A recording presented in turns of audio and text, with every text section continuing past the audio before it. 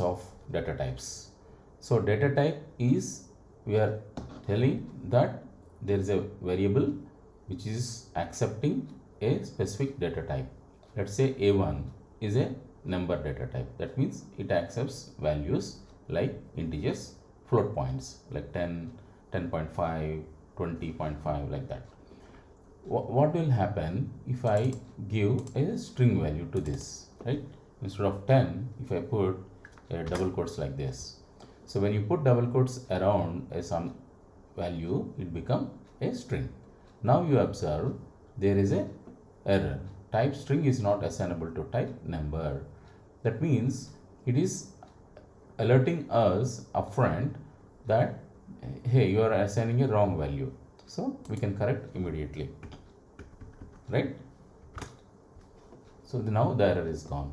So this helps us during the development how to avoid any runtime errors. What are runtime errors? So when in any software, if you build a software, you will deploy that into a production system. That means the end users start using it.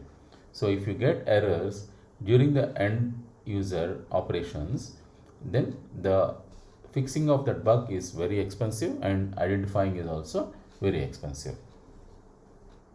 So let's see how without data type what could be the problems, right?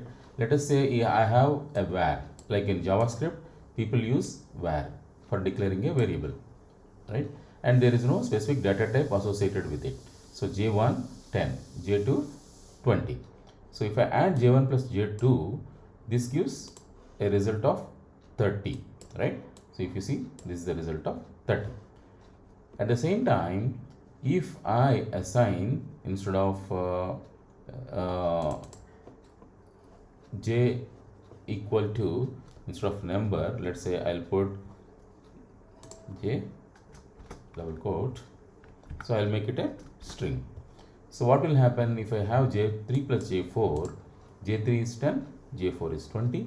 If I add these two, this become result of 2, right? So it become 10 20, that is 1020. So whereas 30, it do the computation as 1020. So in a banking application, assume that if computation is done this way, instead of 30 rupees, if you make it 1020 rupees, there is a huge problem arises, right? So this where your data types helps in solving at a upfront.